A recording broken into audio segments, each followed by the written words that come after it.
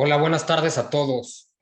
Tengo el gusto de presentar al licenciado Antonio Ramírez, quien fue coordinador de la Comisión de Lavado de Dinero, desempeñando un papel destacado dentro de la comisión.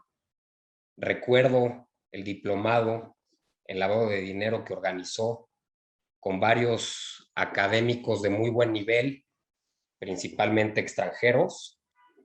Nos va a hablar de un tema importante que ha causado mucha molestia en el gremio, porque al parecer nuestras autoridades no han entendido el verdadero alcance que tiene el derecho fundamental a una defensa adecuada.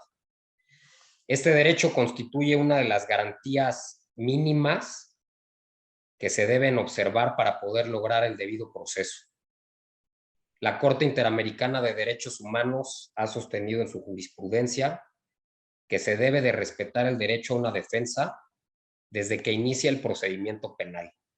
Es decir, desde que una persona es señalada como posible autora o partícipe de un hecho delictivo.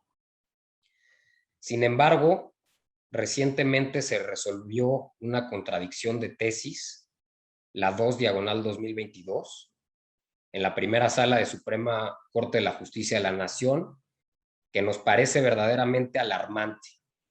A la fecha sigue sin publicarse el engrose, por lo que no hemos podido analizar a fondo las consideraciones que tuvieron los ministros. Sin embargo, del rubro de la tesis se advierte que no se debe de respetar este derecho fundamental desde que inicia la investigación, hasta en tanto no se actualicen los supuestos que para tal efecto señala el Código Nacional de Procedimientos Penales. Con este preámbulo, te quisiera dejar como tarea, mi querido Tony, desde luego que nos expliques los alcances de este derecho fundamental, pero te pediría que hicieras especial hincapié en la hipótesis de operaciones con recursos de procedencia ilícita y nos des tu opinión si en estos casos debe aplicar un tratamiento distinto o se deben de seguir las mismas reglas que en cualquier otro procedimiento. Sin más preámbulo, te cedo el uso de la palabra. Gracias.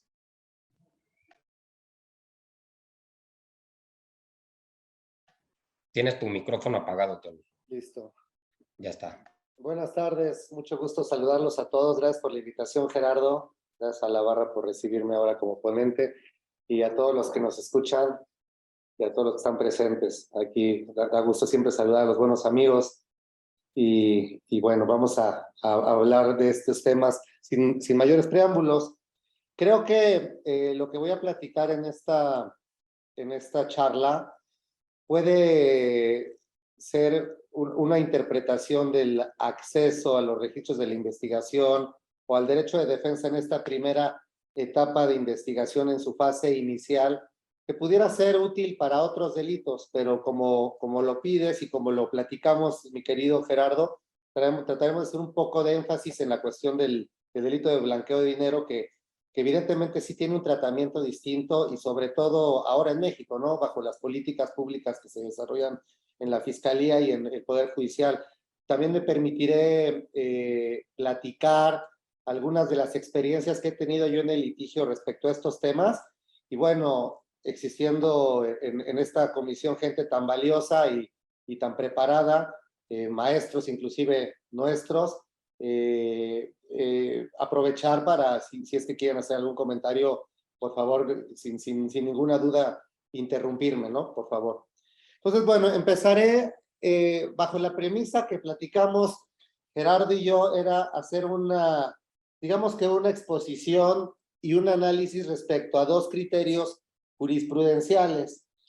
El actual, el que, como bien lo dice, no ha salido el engrose, pero es la contradicción de criterios 2/2022 de la primera sala de la Suprema Corte de Justicia de la Nación y el viejo criterio, consideramos vigente al día de hoy, que es la jurisprudencia 71/2014 también de la primera sala de la Suprema Corte de Justicia de la Nación. El parámetro de la primera sala, que es muy importante, es como la base de nuestra charla, establece en el rubro de la jurisprudencia operaciones con recursos de procedencia ilícita. El artículo 400 bis, párrafo sexto del Código Penal Federal, vigente hasta el 14 de marzo de 2014, no vulnera el principio de presunción de inocencia. Y digamos que dentro del cuerpo de este criterio jurisprudencial lo que se establece es, en el delito de lavado de dinero se ha señalado que comete el lavado de dinero quien quien obtiene recursos, bienes o derechos y no puede acreditar su legítima procedencia. Esto a la lectura de los juristas se entendió como una inversión de carga probatoria. Y bajo las directrices señaladas por la primera sala en las jurisprudencias 24, 25 y 26, diagonal 2014, que interpretan la presunción de inocencia, pues se abre un abanico donde se señala a la Corte que la presunción de inocencia es un derecho humano de carácter poliédrico que tiene diferentes vertientes. Una de ellas es la regla de tratamiento, una que la Corte denominó, creo indebidamente confundiendo con el indubio pro reo, como el estándar de prueba, y una tercera que se comunicó como una regla probatoria, en la cual se establece quién de los sujetos o de las partes procesales tiene la carga de probar y cuáles son los requisitos que debe cumplir esa actividad probatoria para poder destruir el estado de inocencia del que goza el imputado. Entonces, bajo esa lectura se hicieron cuestionamientos en torno a que si la redacción típica del 400 bis, al señalar que pudiera interpretarse que era una obligación del imputado acreditar la legítima procedencia de esos recursos, bienes o derechos, pudiera haber una afectación, una vulneración al derecho humano a la presunción de inocencia. ¿Qué fue lo que dijo la Corte, la primera sala en esta jurisprudencia? La verdad es que le dieron la vuelta y dijeron que no había afectación a la presunción de inocencia y que la locución o la frase y no pueda acreditarse su legítima procedencia debería interpretarse como el reconocimiento del derecho de defensa del que debe gozar cualquier imputado. Esto es que sigue manteniendo la carga probatoria el órgano de acusación, pero que esta frase que señala que no se acredita la legítima procedencia era un reconocimiento del derecho de defensa.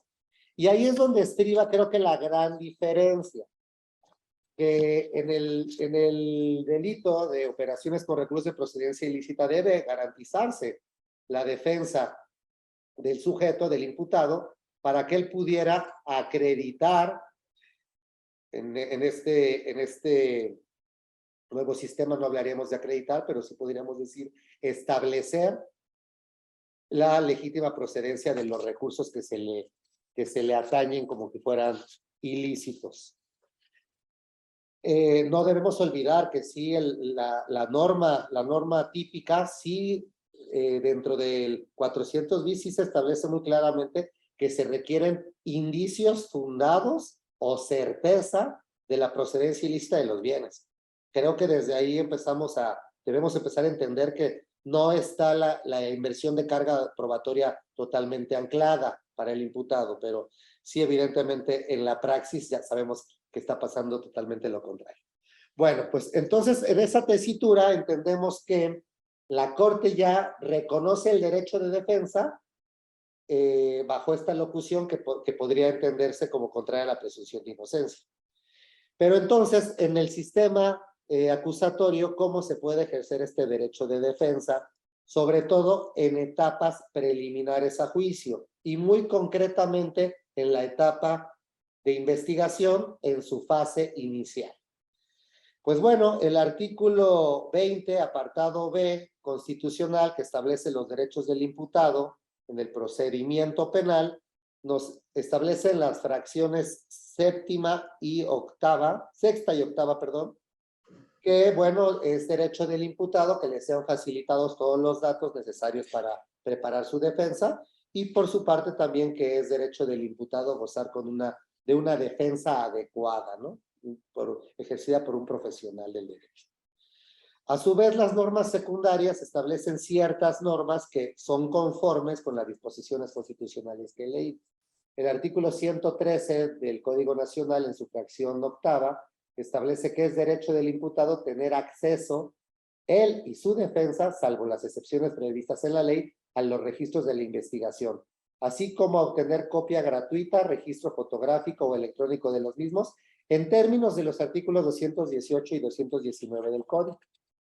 El artículo 218, que es, digamos que es el artículo de batalla, en el que podemos entender cuándo tenemos o no acceso a los registros de la investigación como imputado o como defensa, fue modificado a propósito de la miscelánea penal publicada el 17 de junio de 2016. El texto, si comparan el texto constitucional y el texto legal, y este texto legal previa a la reforma del 17 de junio, advertirán una pequeña, gran diferencia, que en un primer momento se establecía que el acceso a los registros se podía dar cuando el sujeto hubiese sido detenido o hubiese sido citado para comparecer como imputado. Bajo esta miscelánea de 17 de junio de 2016 se agrega un nuevo condimento o una nueva opción para el acceso a los registros de la investigación.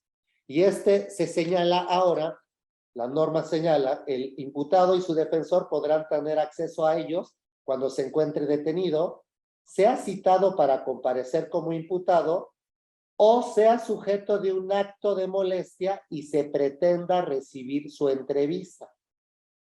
A partir de ese momento ya no podrán mantenerse en reserva los registros para el defensor, para el imputado o su defensor, a fin de no afectar su derecho de defensa. Y luego viene algo muy curioso, en este mismo párrafo. Señala el artículo que para efectos de este párrafo se entenderá como acto de molestia lo dispuesto en el artículo 266 de este código. Si ustedes leen el artículo 266, no define lo que es un acto de molestia. Entonces nos dejó en la misma.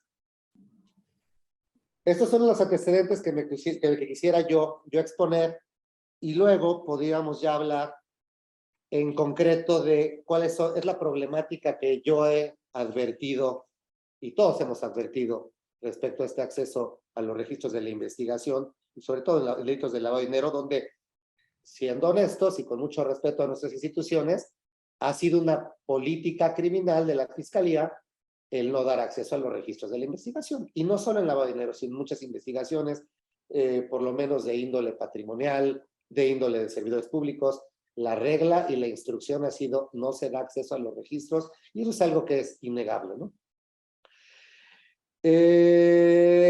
Nuestro amigo Gerardo inclusive ya hizo alusión a una cuestión muy relevante en torno a que no solo en sede de jurisprudencia nacional, sino criterios de Corte Interamericana de Derechos Humanos han venido decantando lo que él ya señaló, que el derecho de defensa debe garantizarse desde las etapas principales o iniciales del procedimiento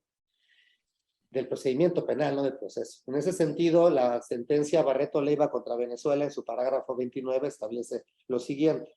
Ahora bien, el derecho a la defensa debe necesariamente poder ejercerse desde que se señala a una persona como posible autor o partícipe de un hecho punible, y solo culmina cuando finaliza el proceso, incluyendo en su caso la etapa de ejecución de la pena. Lo mismo que nos dijo nuestro compañero, y evidentemente lo que dice es que el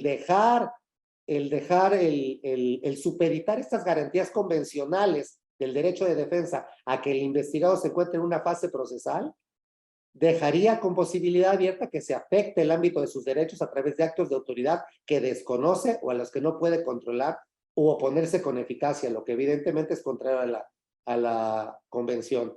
También en el parágrafo 62 se establece muy claramente, dice: si el derecho a la defensa surge desde el momento en que se ordene investigar a una persona, el investigado debe tener acceso a la defensa técnica desde ese mismo momento, sobre todo en la diligencia en la que recibe su declaración. impedir a este contar con la asistencia de su abogado defensor es limitar severamente el derecho a la defensa, lo que ocasiona desequilibrio procesal y deja al individuo sin tutela frente al ejercicio del poder punitivo. Bueno, entonces, como venía diciendo, este artículo 218, enriquecido en la miscelánea del 16, establece 3 supuestos para que el imputado y su defensor puedan tener acceso a los registros de la investigación. Primero, que se encuentre detenido, sea detenido ante el agente ministerial o detenido por virtud de un mandato de captura judicial. Segundo, que sea citado para comparecer como imputado. Se entiende igual, de la misma forma. Si me citas ante el agente del Ministerio Público, me vas a tener que dar acceso a los registros. Por eso, precisamente, no nos citan, ¿verdad? O si me citas a una audiencia inicial, me tendrás que correr traslado. Pero no me tendrás que correr traslado de los registros de la investigación por un acto de gracia, sino porque si no me corres traslado de los registros de la investigación, no puedes invocar datos de prueba, porque habría imposibilidad de control horizontal si yo no tengo los datos de prueba. Entonces, ahí no es como se ha llegado a interpretar, y voy a poner qué es lo que me ha pasado a mí y qué es lo que ha sido muy grave que ha pasado. Pero bueno, ahora tendremos más diálogo. Estamos hablando de 3 hipótesis. 3 hipótesis que además muy curiosamente, o pudiera decir yo, muy perversamente, se han tergiversado. Yo he visto infinidad de acuerdos ministeriales en diversas áreas de las fiscalías, en donde tratan de dar una interpretación restrictiva a la norma. Habíamos dicho que los 3 hipótesis es cuando seas detenido, segunda, cuando seas citado, y la tercera hipótesis trae una redacción un tanto desafortunada. O sea sujeto de un acto de molestia y se pretenda recibir su entrevista. Yo he podido tener a la vista acuerdos ministeriales donde y se pretende recibir su entrevista, lo buscan entender como una conjunción copulativa. Esto es, no solo basta que te genere el acto de molestia, sino que además debo yo pretender recibir tu entrevista. Esto evidentemente es desafortunado y es contrario al sentido de la modificación al texto legal. Que además, desgraciadamente, el diario de debates y la exposición de motivos no dice nada al respecto, ¿eh? Podríamos sacarlo ahí, pero ya lo busqué y no dice nada. Bueno, pero para llegar a esta conclusión, afortunadamente, hemos encontrado por lo menos 2 criterios, son criterios aislados. Uno del 5º Tribunal Colegiado en Materia Penal del Primer Circuito, que es del año 2020, y otro del primer Tribunal Colegiado del 24º Circuito, muy reciente, de febrero de 2022, en donde ya se hace la interpretación a esta última tercera hipótesis. Me permitiré únicamente leer el rubro, creo que son muy claros. El de primer circuito, derecho de acceso a los registros de la carpeta de investigación. Para que el imputado pueda ejercerlo conforme al artículo 218, párrafo 3º del Código Nacional de Procedimientos Penales, basta con que sea objeto de un acto de molestia, sin que se requiera, además, que la autoridad ministerial pretenda recibir su entrevista. Entonces, bueno, ya tenemos ahí una luz de que esa conjunción no sirve de nada. Y bueno, la explicación es muy lógica, ¿verdad? Y el criterio del Tribunal Colegiado del 24º Circuito, que viene en el mismo sentido, carpeta de investigación para que el imputado pueda tener acceso a los registros que obran en esta y obtener copias, basta con que sea sujeto de un acto de molestia, sin necesidad que el Ministerio Público pretenda recibir su entrevista. Interpretación sistemática de los artículos 218 y 219 del Código Nacional de Procedimientos Penales. Igualmente podemos encontrar un criterio que es conforme también con lo que habíamos leído de Barreto Leiva, que es del 10º Tribunal Colegiado en Materia Penal del Primer Circuito, cuyo rubro señala igualdad procesal, lo que nos decía la Corte Interamericana. Igualdad procesal en el proceso penal acusatorio y oral. Atento a este principio, una vez que el imputado se encuentre detenido, sea objeto de un acto de molestia o citado a entrevista por el Ministerio Público, tiene derecho al acceso a los registros de la carpeta de la investigación, así como a obtener copias de estos siempre que no esté en alguno de los casos de excepción que la Constitución o la ley establece. Bueno, esos son los supuestos, están muy claros, están acotados. El que nos serviría, digamos que, pues el de la detención, si es una detención en sede ministerial por flagrancia, difícilmente en caso urgente ya lo podríamos ver en México. Si hay una citación ante el Ministerio Público, pues es evidente que tienen que abrir las cartas. Y la tercera es la más importante a mi consideración, que es el acto de molestia independiente de la voluntad del Ministerio Público. ¿Qué podemos entender como acto de molestia? Si el 266 no lo ha dicho, yo he tratado de hacer una interpretación conforme y tomando en consideración la jurisprudencia de la Suprema Corte de Justicia de la Nación, que hace distinción entre actos privativos y actos de molestia, ¿no? Cuando hay una restricción a un derecho de manera temporal o provisional, podemos entender que hay un acto de molestia. Que fue la policía fuera del domicilio a hacer una inspección, no lo van a considerar un acto de molestia. Que ya mandaron citar a unos testigos que eran clientes míos, no lo van a considerar actos de molestia. Honestamente, en la praxis, lo que yo he percibido, quizás yo esté mal, he percibido que se adopta como un acto de molestia para efectos de este 218 párrafo tercero, es cuando se gesta una técnica de investigación. O se gesta un acto que afecta derechos fundamentales sin control judicial, evidentemente. Pero en esencia es cuando hay un acto que afecta derechos fundamentales y que requiere control judicial. Llámese cateo, llámese intervención de comunicaciones privadas, llámese aseguramiento de bienes, que por ejemplo, ustedes saben que el aseguramiento de bienes, si no son relacionados con instrumentos financieros, hasta el día de hoy no se requiere intervención judicial, lo cual me parece debatible. Pero la acción de inconstitucionalidad 10 y 11 de 2014 del Pleno de la Suprema Corte se ciñó a hablar de aseguramiento de instrumentos de activos financieros, ¿no? Entonces, ya tenemos esa primera parte muy clara. Ahora, estos son los tres supuestos. ¿Cuál fue la primera cuestión que a mí me hizo tratar de buscar una vía para poder tener acceso a los registros? Mucha gente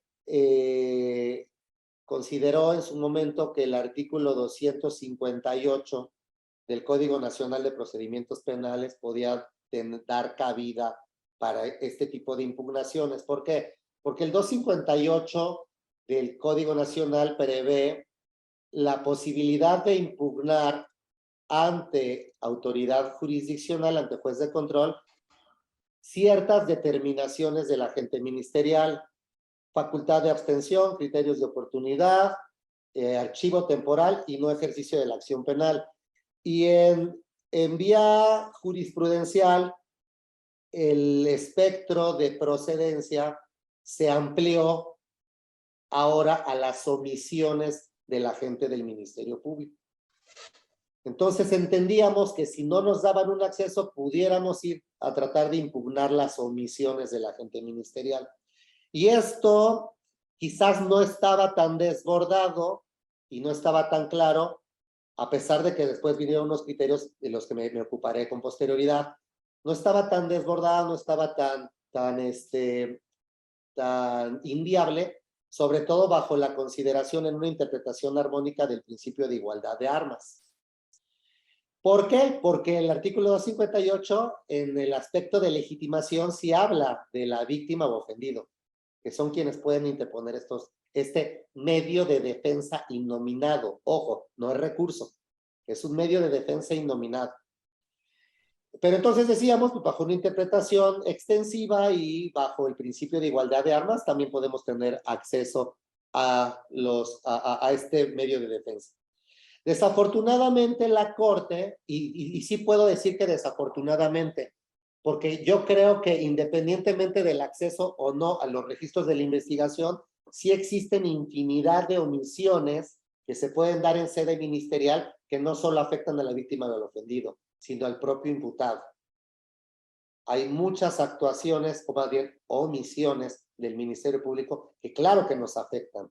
Entonces yo creo que deberían poderse combatir en términos del 258 esas omisiones, no del acceso a los registros, pero sí ciertas omisiones que puedan impactar en lo que en principio debería de ser una investigación exhaustiva, diligente y objetiva que busque el esclarecimiento de los hechos, ¿no?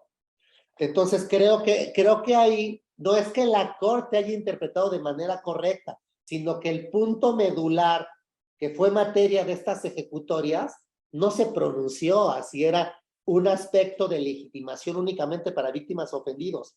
Después los colegiados sí se encargaron de tirar toda la basura, porque los colegiados ya empezaron a decir, es que la Corte dijo que es para víctimas ofendidos. Discúlpenme, pero no fue la materia de la controversia. Por eso la Corte no dijo nunca un pronunciamiento concreto de que solo era para víctimas ofendidos. Ese es mi punto de vista. Pero bueno, entonces íbamos por el 258, hasta que alguien dijo, oye, pues el 258 no jala. ¿Por qué? Pues porque es exclusivo para víctimas ofendidos. Interpretación incorrecta que le hicieron los colegiados a la Corte. Y entonces, ¿qué hacemos? Pues vamos a ver cómo podemos impugnar. Y resulta que nacen dos criterios.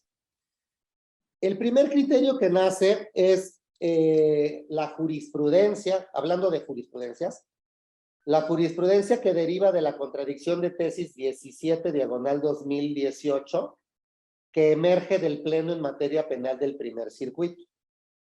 Esta jurisprudencia tiene este rubro: acceso a los registros de la investigación en la etapa inicial ante el Ministerio Público. Constituye un derecho del imputado y su defensor que conlleva la posibilidad de obtener copias o su registro fotográfico, con lo que se garantiza el derecho a una defensa adecuada. Esta jurisprudencia contendió en la primera sala con otro criterio sustentado por el segundo tribunal colegiado en materia penal del tercer circuito y dio lugar a la que hoy diríamos que es la base de nuestra conversación. La contradicción de tesis 149/2019, que da vida a la tesis 72/2019, cuyo rubro señala: defensa adecuada en la etapa de investigación inicial del procedimiento penal acusatorio. El indiciado y su defensor tienen derecho a obtener copias o reproducciones fotográficas de los datos de prueba que obran en la carpeta de investigación, cuando el imputado se ubica en alguno de los supuestos establecidos en el artículo 218, párrafo tercero del Código Nacional de Procedimientos Penales. Nosotros en la oficina, antes de que saliera esta jurisprudencia, pero se encontraba vigente la primera que leí del primer circuito, advertimos lo que establece el artículo 219 del Código Nacional de Procedimientos Penales. Este 219 señala esto: una vez convocados a la audiencia inicial, el imputado y su defensor tienen derecho a consultar los registros de la investigación y a obtener copia, con la oportunidad debida para preparar la defensa. En caso que el Ministerio Público se niegue a permitir el acceso a los registros o a la obtención de las copias, podrán acudir ante el juez de control para que resuelva lo conducente. Les comentaba que a nosotros nos llamó mucho la atención lo del 218 porque hay criterios de primera sala, hay criterios de colegiado donde se hace una mezcolanza irreal. Hay veces que ese 218 se habla que es un recurso y el propio Código Nacional de Procedimientos Penales establece que solo son recursos los que proceden contra resoluciones judiciales y que solo pueden ser recursos los que prevé la ley. Apelación, revocación. Entonces, hay otros que con mayor pulcritud técnica sí señalan que es un medio de defensa innominado. Pues bueno, nosotros nos llamó la atención esta primera tesis jurisprudencial antes de que saliera la de la primera sala, y entonces, ¿qué es lo que hacíamos nosotros? Solicitábamos audiencia, de hecho, establecíamos concretamente nuestra petición ante juez de control. Se solicita, se interpone el medio de defensa innominado previsto en el artículo 219 del Código Nacional de Procedimientos Penales. ¿Qué fue lo que nos dijo la Corte? ¿Qué fue lo que nos dijeron los jueces en muchas ocasiones? En unas nos dijeron que no sabíamos leer, porque el artículo 219 establece contundentemente la frase: una vez convocados a la audiencia inicial, el imputado y su defensor tienen derecho a las copias o a los registros. Entonces nos decían, pues usted está equivocado porque es hasta que tenga usted la citación ante una audiencia inicial. Y entonces unos nos decían eso, otros nos decían que teníamos que poner forzosamente, y eso se los confieso, yo llegué a promover así, y en el reclusorio norte, el centro de justicia me dijeron, no le podemos dar trámite, no le podemos dar trámite, no le podemos trámite, y estoy hablando cuando ya existían administradores, no cuando eran jueces. No podemos darle trámite, y hasta que me dijeron, si le pone el numerito 258, le doy trámite a fuerza. No Por Dios. Bueno, entonces la Corte finalmente, cuando emite esta jurisprudencia 72/2019, pues creo que deja sin mayor duda la problemática que traíamos. Porque hay una parte en donde señala esto, que me permitiré leer. Sin que obste a lo anterior de que el artículo 219 del Código aludido establezca que, una vez convocados a la audiencia inicial, el imputado y su defensor tendrán derecho a consultar los registros de la investigación y a obtener copia con la oportunidad debida para preparar la defensa. Pues dicha disposición legal no debe interpretarse como una regla restrictiva ni considerar que solo a partir de ese momento procesal pueden obtener copias, ya que de la redacción de dicho precepto deriva la obligación del Ministerio Público de respetar el derecho a una defensa adecuada y de igualdad entre las partes, permitiendo el acceso a los registros de investigación y la obtención de copias o reproducciones fotográficas de los datos que obran en la carpeta, de manera que no se prohíbe que éstas se obtengan con anterioridad, pues lo que debe privilegiarse es la llegada a la audiencia inicial. Quien habrá de ser imputado cuente ya con esos datos y registros necesarios que le permitan desarrollar una defensa adecuada. Además, creo que el rubro es muy claro. Defensa adecuada en la etapa de investigación inicial.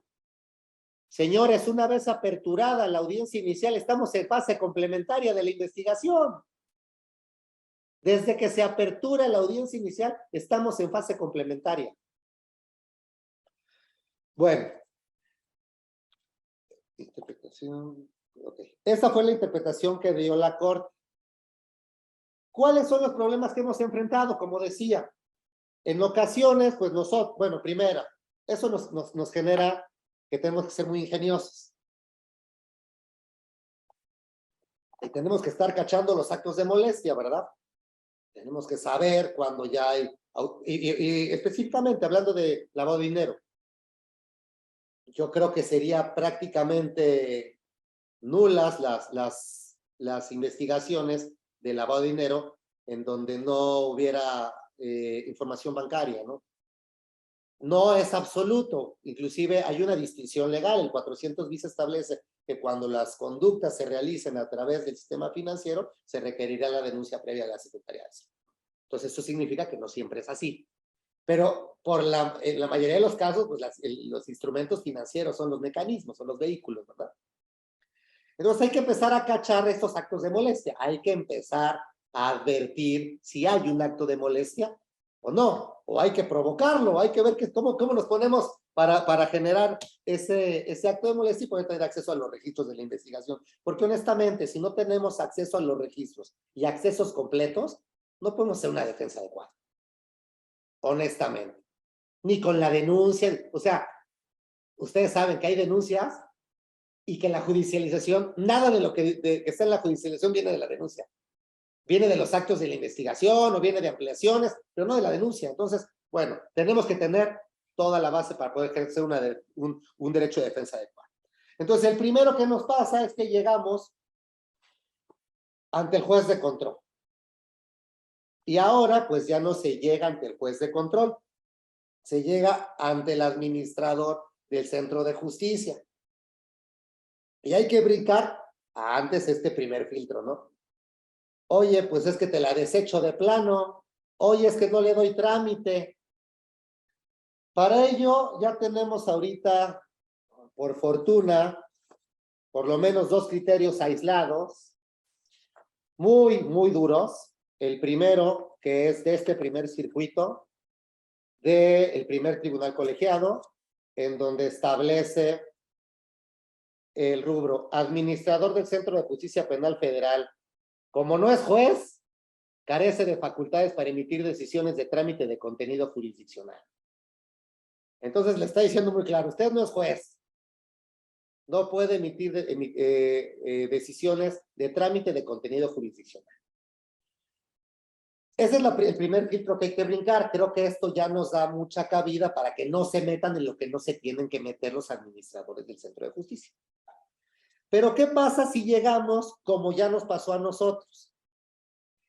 No les miento que en el reclusorio norte presentamos 5 solicitudes de acceso a los registros porque previamente habíamos presentado amparos en contra de aseguramiento de instrumentos financieros y teníamos los informes correspondientes donde se había aceptado el acto. Solicitamos el acceso a los registros porque, pues bueno, si hay un aseguramiento de instrumentos financieros, evidentemente hay un acto de molestia que inclusive requirió control judicial. Eso es indubitable, eso sí es indubitable. Entonces solicitamos el acceso a los registros, siempre fundamentando en el 219, hasta que nos vino a decir el administrador, póngale 258 ahí, y así sí le daré trámite.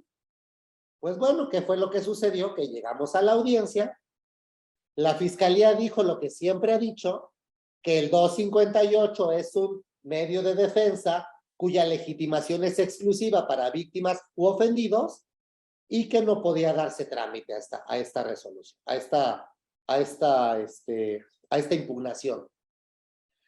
No me lo van a creer, pero se los juro.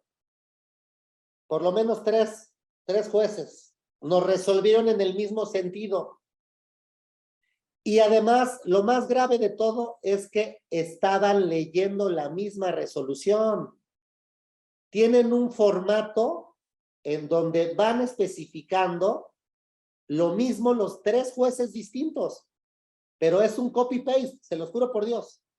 Y lo que decía en esencia es que no había legitimación activa del imputado, que el 258 era para víctimas, y cuando le hicimos alusión de la jurisprudencia de la primera sala, la que les había dicho, la jurisprudencia 72/2019, la respuesta siempre fue la misma. ¿Y saben cuál fue la respuesta? Fue, si usted analiza el criterio, es de primera sala, y esto significa que efectivamente sí puede tener acceso el imputado en la fase de investigación inicial, pero la vía de impugnación no es ante juez de control. Por eso llegó, esa fue la respuesta. Por eso llegó esto a la primera sala, porque tuvo que ser a través de demandas de amparo. Entonces, lo que dijo los jueces, lo que nos dijeron los jueces, sí, tienes la razón, pero yo no te la puedo dar. Tienes que irte al amparo. Olvidando que el artículo 134, fracción segunda del Código Nacional impone como deber comunes de los jueces respetar, garantizar y velar por la salvaguarda de los derechos de quienes intervienen en el procedimiento. Es la naturaleza del juez de control. Entonces, eso nos pasó en el reclusorio norte. Y en el reclusorio norte, en el reclusorio sur, nos iba a pasar exactamente lo mismo. Impugnamos la negativa a los... perdón, además, aquí les digo, tenemos que ser de repente un poco ingeniosos. Porque la fiscalía no es que te niegue el acceso, simplemente no te contesta, ¿verdad? Entonces, esa omisión no es negativa. Para nosotros es una negativa derivada de la omisión. Entonces, impugno la negativa y ¿qué me dice el juez? Es que no puede usted impugnar porque el 258, porque bla, bla, bla. Entonces, le hice alusión al 219. Este sí fue el juez. No, el de José Rivas, el juez José Rivas. Ya me había dado en la madre. Ya se había pronunciado prácticamente en que no me lo iba a dar. Entonces le dije, señor juez, por favor le pido, me permite el uso de la voz. Ya conozco ahora cuál va a ser el sentido de su resolución, pero permítame dejar manifestaciones, dejar constancia para futuras impugnaciones o para llevar esto a control constitucional. Y entonces le hicimos ver el 219. Le hicimos ver la jurisprudencia de la primera sala. Le leímos le expliqué las etapas del procedimiento atendiendo al 211, que la etapa de investigación se divide en una fase inicial y en una fase complementaria, y que la tesis, la jurisprudencia 72-2019, dice defensa adecuada en la etapa de investigación inicial. Pues algo que yo pensé que no iba a pasar, pero el juez pidió un receso y volvió dando acceso al debate. Para ello, no hicimos solo eso. En el ejercicio que le planteé al juez, le planteé no solo esta jurisprudencia del 219, porque estaban muy aferrados a que decía dentro de mi texto 258. No nos quedamos nosotros con la única, el 17 constitucional. No nos quedamos únicamente con la idea de decir que el particular no tiene obligación de fundar y motivar, sino que le invocamos al juzgador el artículo 17 constitucional en la parte del párrafo tercero que establece: siempre que no se afecte la igualdad entre las partes, el debido proceso u otros derechos en los juicios o procedimientos seguidos en forma de juicio, las autoridades deberán privilegiar la solución del conflicto sobre los formalismos procedimentales. Y asimismo le hicimos alusión de diversos criterios aislados y jurisprudenciales. Uno, de colegiado, tutela judicial efectiva y principio indubio pro actione o favor actiones, interpretación de la que debe partir la jurisdicción contenciosa administrativa para respetar y los parámetros convencionales y constitucionales de aquella.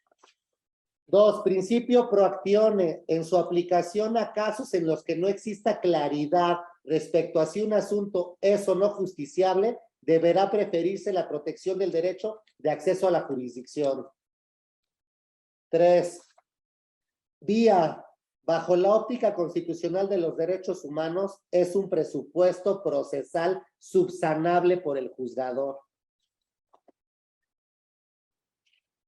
Y, bueno, principio de favorecimiento de la acción, proacciones de subsaneación de los defectos procesales y de conservación de las actuaciones integrantes del derecho fundamental a la tutela judicial efectiva, su aplicación en el proceso. ¿Qué era algo que argumentaba el propio juez?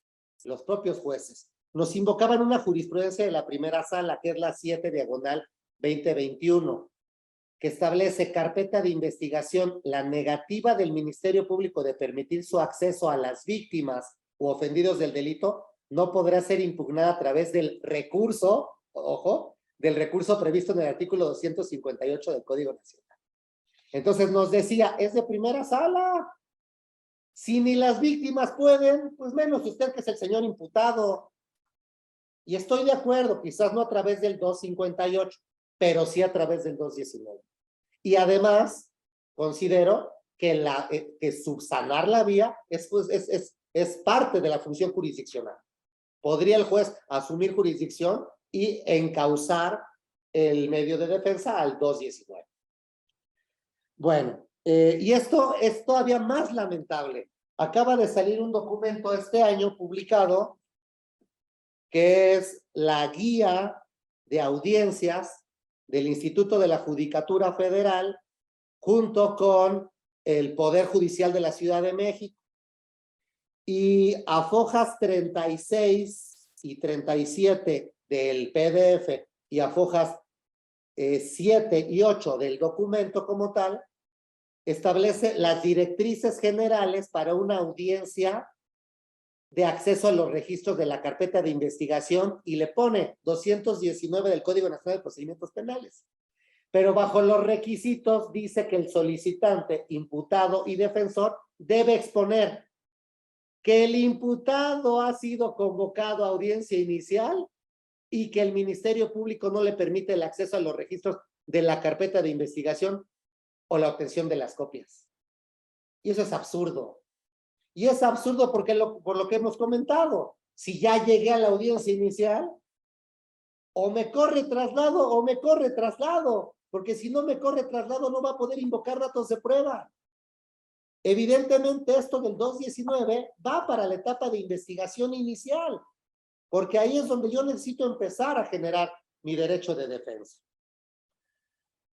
Pues bueno, bajo esta línea argumentativa y bajo estas premisas, entramos a lo que señala ahora el comunicado de la Suprema Corte de Justicia de la Nación.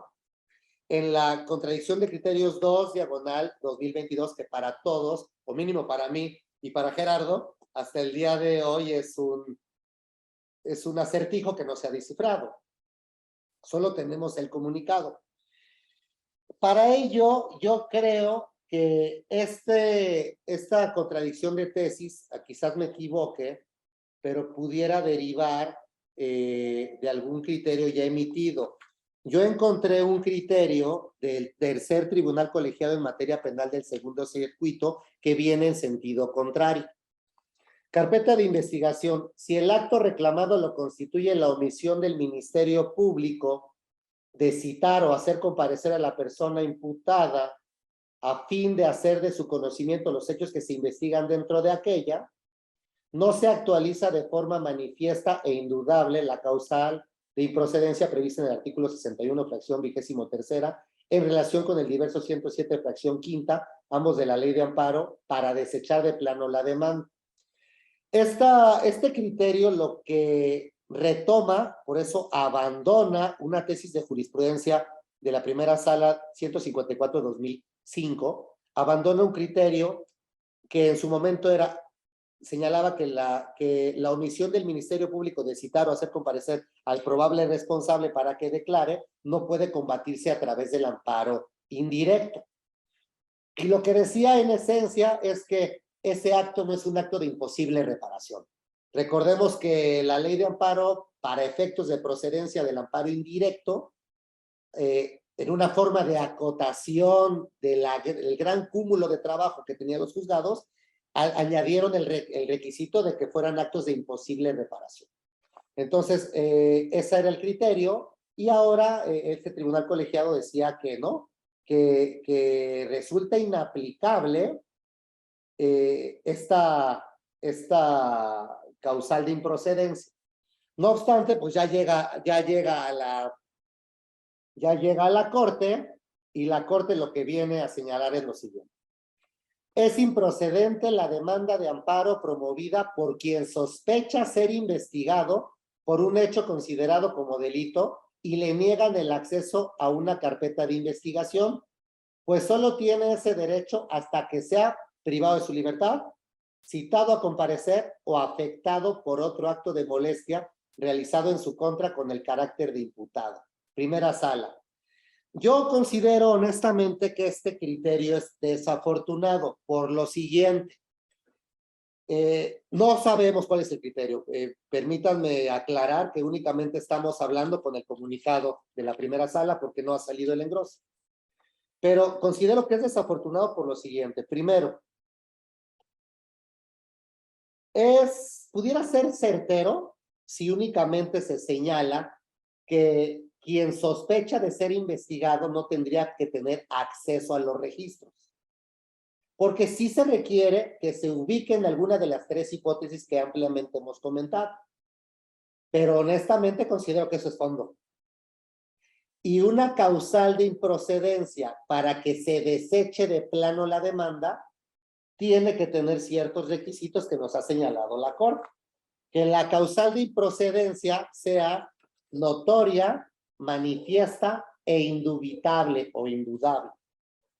En ese contexto, yo considero que con la propia demanda de amparo, el juez de distrito no tiene elementos suficientes para poder considerar que esa sospecha no es fundada o que esa causal de improcedencia se pudiera expresar de manera notoria, indudable y manifiesta.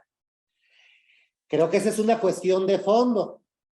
Inclusive este criterio le puede dar al traste a ciertos aspectos, por ejemplo, a una jurisprudencia muy importante que emitió el Pleno del 25º Circuito y que ha venido permeando en la Ciudad de México.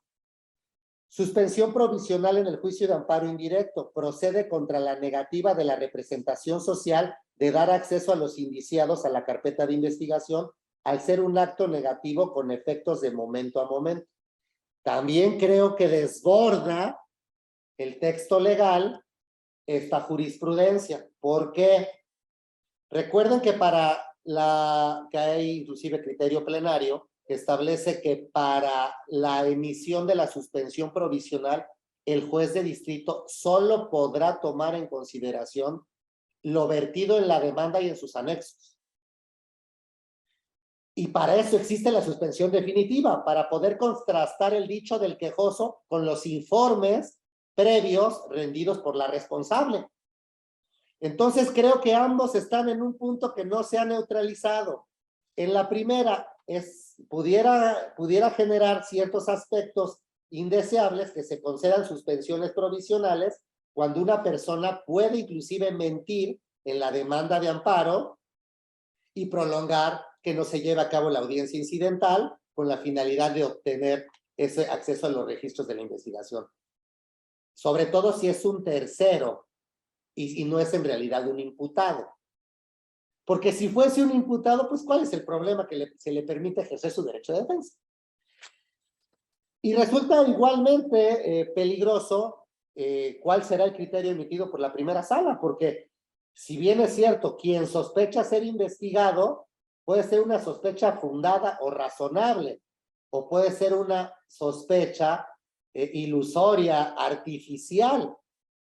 Y en ese contexto yo considero que no puede considerarse que pueda aparecer un acto, una causal notoria, manifiesta e indubitable como para que se pudiera dar el desechamiento de la demanda de amparo, de plano, ¿no?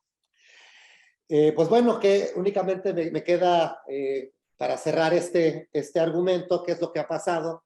Hemos tenido ya estas resoluciones de juez de control en el reclusorio sur, en donde sí nos dieron acceso, sí nos dieron debate, el juez reflexionó y entendió que el 219 sí me permite desde la investigación inicial. Todas las que perdimos en el reclusorio norte, nos fuimos en vía de amparo. Tenemos amparos presentados y el amparo nos dan la razón y señalan que el 219 sí es la vía adecuada para impugnar el acceso a los registros de la investigación. Y bueno, únicamente como corolario y con afán de abrir un poquito de debate, traje dos criterios que me parecen muy importantes. Miren, hay algo que en lo que también nos estamos enfrentando también en delitos de lavado de dinero y en otros delitos. ¿Qué sucede cuando presentamos las demandas de amparo para buscar el acceso a los registros y se judicializa la investigación? Hay una postura que sostiene, inclusive se libra la orden de aprehensión. Hay una postura muy conservadora que dice la investigación, la orden de aprehensión genera sigilo y no puedes tener acceso. Creo que eso es lamentable y contrario al texto legal, porque el artículo 211 o 213, no recuerdo, establece que aún judicializada la investigación, esta continúa. Un segundo, por favor. El artículo 211, la investigación no se interrumpe ni se suspende durante el tiempo en que se lleve a cabo la audiencia inicial hasta su conclusión o durante la víspera de la ejecución de una orden de aprehensión. Entonces yo considero que si tenemos orden de aprehensión, nuestro cliente, no nosotros, no es óbice para ir a pedir nuestra carpeta de investigación mientras la persona se encuentra prófugo. Y esto puede encontrar congruencia con el criterio de mayo de 2021 emitido por el tercer tribunal colegiado en materia penal del segundo circuito, cuyo rubro señala esto. Acceso a los registros de la investigación. Es improcedente otorgarlo al imputado o a su defensor si la orden de aprehensión que constituía el acto de molestia quedó sin efectos. ¿Por qué? Porque ganaste el amparo y quedó sin efectos la orden de aprehensión. Pero si está vigente, sí puedes pedir el acceso. Y la otra que también estuvo aquí un poco curiosa, les digo que de repente hay que echarle cabeza o ingenio. ¿Qué hacemos si sabemos que nos judicializan una investigación y presentamos amparo contra la orden de aprehensión y todos los jueces nos niegan el acto reclamado? La regla general sería que viene negada, ¿no? Si viene negada la orden de aprehensión, ¿cómo pudiera yo tener acceso a esa orden negada? Pues lo que se ocurrió aquí en el equipo fue hacer esto. Si yo presento un amparo indirecto en contra de la negativa de orden de aprehensión, me la van a desechar de plano, porque no es un acto que me genere un agravio personal y directo. Pero si presento un amparo directo, la responsable tiene que mandar el expediente al tribunal colegiado. Y ahí puedo tener acceso a mi copia de mi negativa de orden de aprehensión. Eso sería todo, amigos. Les agradezco mucho su paciencia y su atención. Y estoy a las órdenes si tienen alguna duda o algún comentario. Yo, Tony, te agradezco mucho y te felicito como siempre por tu claridad. Creo que fuiste muy puntual y sumamente técnico en todos los aspectos abordados. Yo solamente quisiera hacer un par de comentarios adicionales antes de pasarle la pelota a quien quiera participar.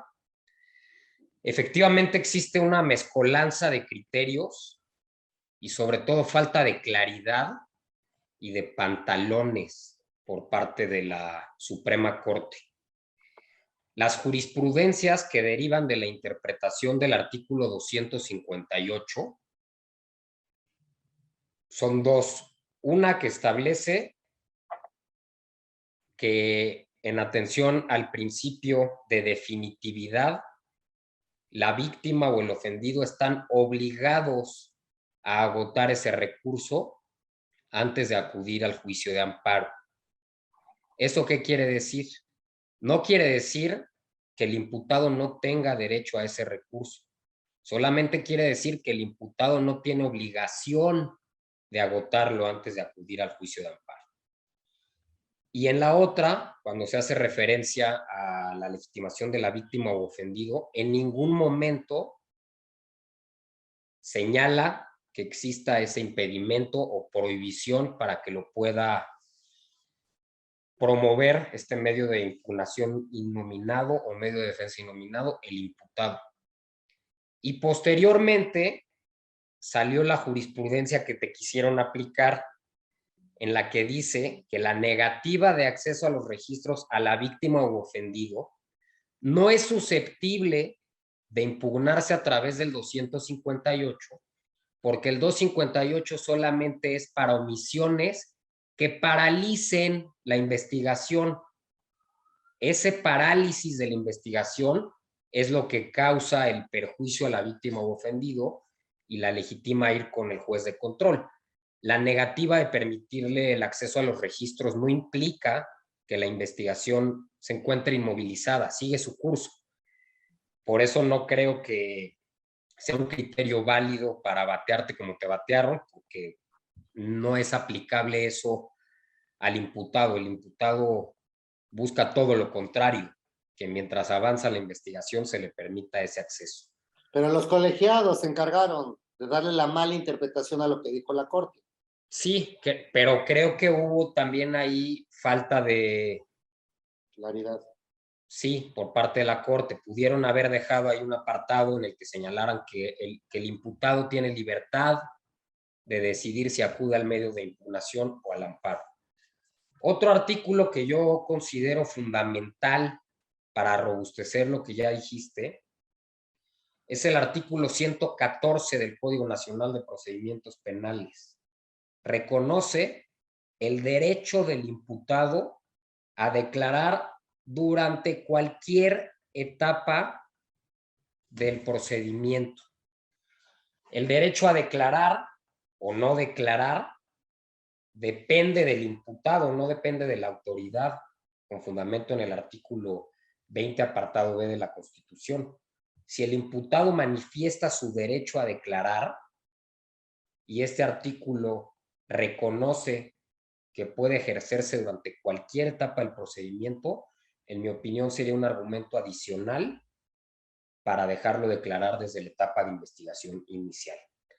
Ya por último, creo que a la fecha, a partir de este comunicado de la Corte, de la contradicción de tesis que está pendiente de engrosarse, existe claramente una contradicción entre el criterio nacional y el criterio internacional que adoptó la Corte Interamericana de Derechos Humanos.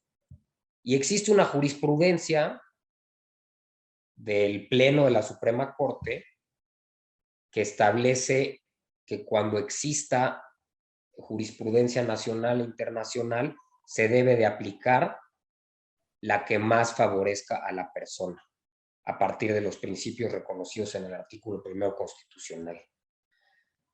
Y por último, Tony, nada más para dejarlo claro, la distinción que hiciste respecto al delito de operaciones con recursos de procedencia ilícita,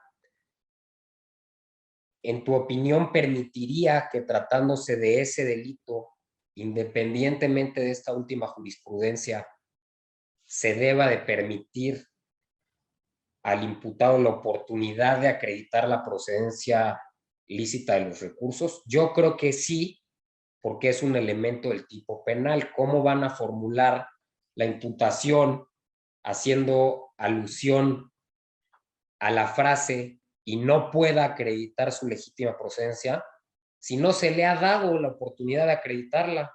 ¿Cómo la va a poder acreditar si no lo citan en la investigación inicial? Te dejo esa reflexión para que nos des tu opinión y le paso el uso de la palabra a quien así lo desee. Mira, quiero hacer nomás una acotación.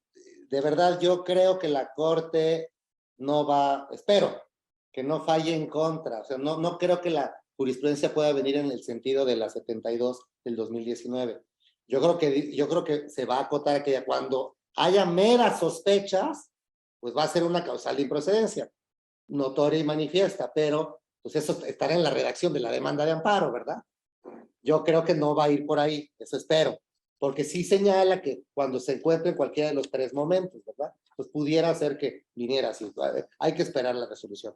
Y lo que me dices, pues te va a llamar mucho la atención o les va a llamar mucho la atención, porque precisamente el titular de la unidad de lavado de dinero, que tú lo conoces bien, el maestro Anselmo Mauro, Cuando estaba haciendo su tesis doctoral, fue mi compañero en el INACIPE.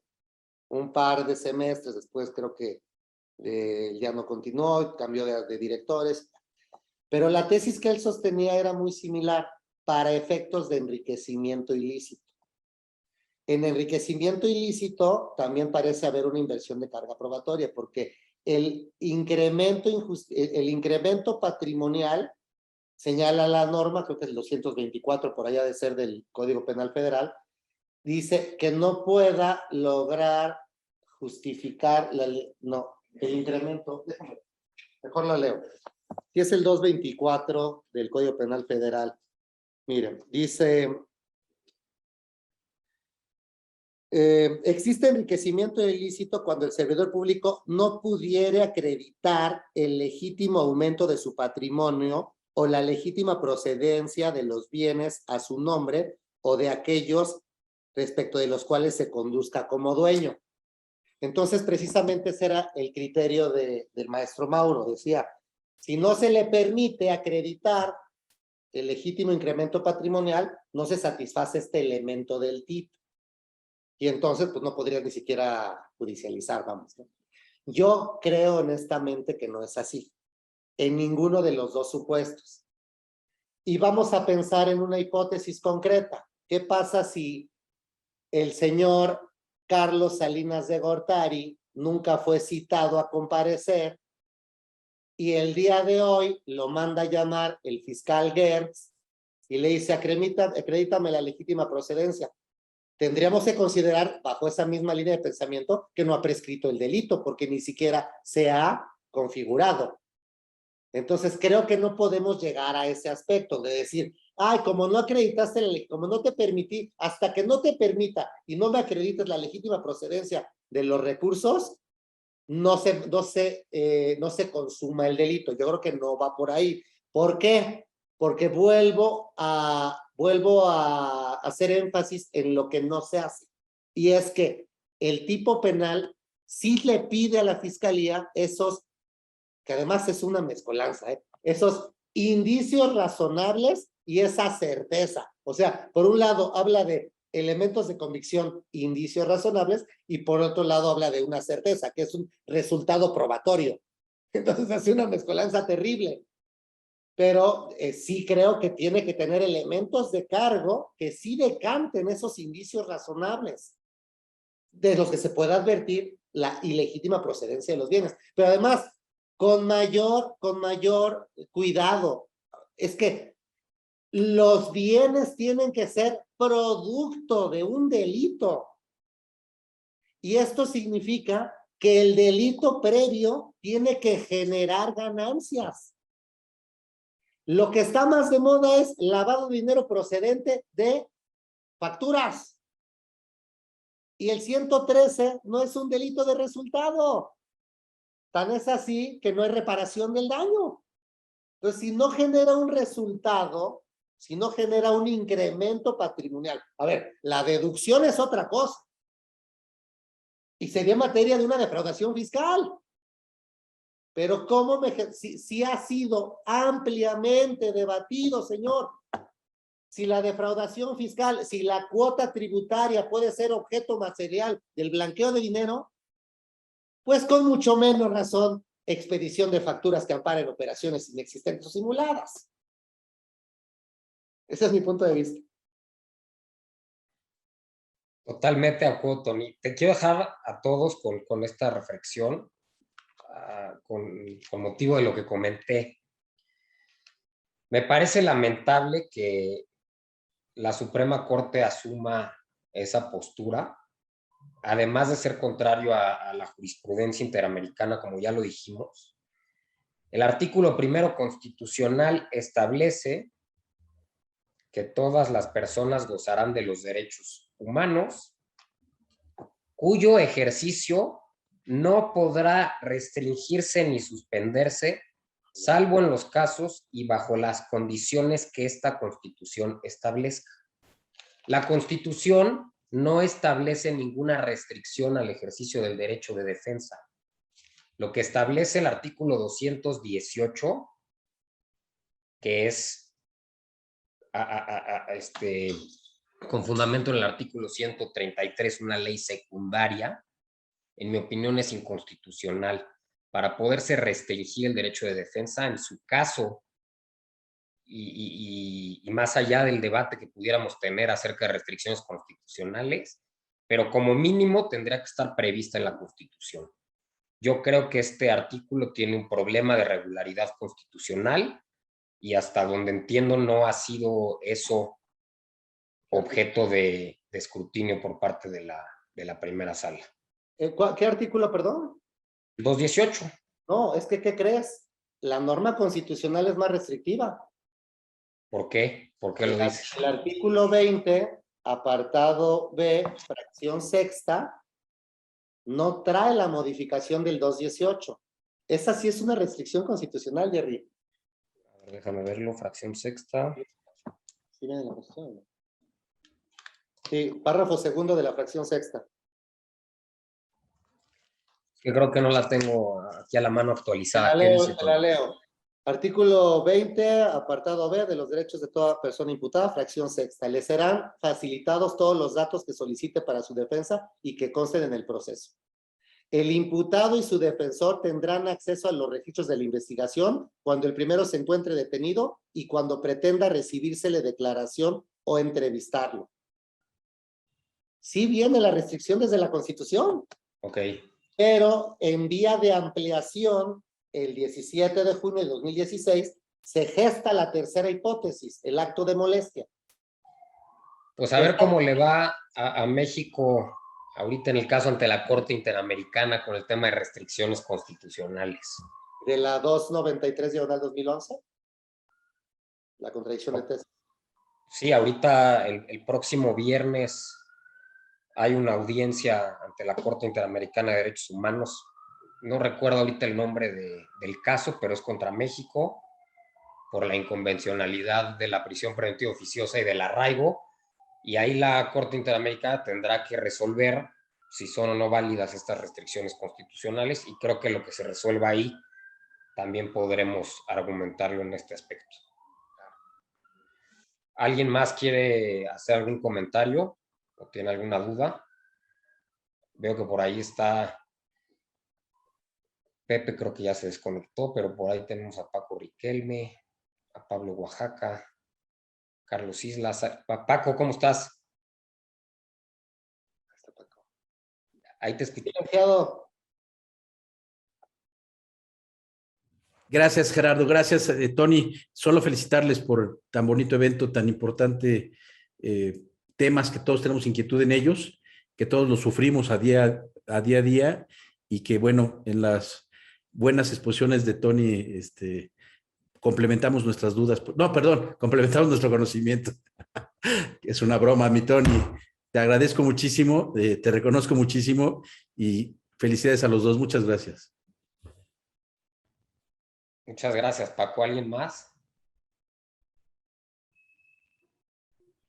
Pues no me queda más que reiterarte mi gratitud y mis felicitaciones, Tony. Son temas que sí, la verdad, nos ponen en aprietos como defensores porque se ha vuelto complicadísimo ejercer el derecho de defensa. Ya ni siquiera entrar a las cuestiones de fondo podemos, porque desde el principio tenemos atadas las manos y eso vuelve complicadísima nuestra función. Explicarles a los clientes que ni siquiera podemos lograr tener acceso a los registros de investigación, la verdad es que dificulta muchísimo el ejercicio de la defensa en México y esperemos que pronto se sigan generando criterios y que sea como tú lo interpretas el tema de este engrose. A mí me preocupa mucho que en el rubro no mencionan el tema de la sospecha. Ojalá y podamos encontrarlo en la ejecutoria, pero a mí sí me preocupa que sea una improcedencia categórica cuando se reclame eso a pesar de tener certeza. Micrófono apagado. Ojalá y no, amigo. Pues nada más pediría, por favor, un fuerte aplauso para Tony. Y pues estamos en contacto. Me dio mucho gusto verlos a todos y les agradezco su intervención. Agradezco también a Carmen Guillén y a todo el personal administrativo de la barra que hace posible que tengamos estas sesiones por videoconferencia. Un abrazo, mi Tony. Saludos a todos. Ay. Muchas gracias.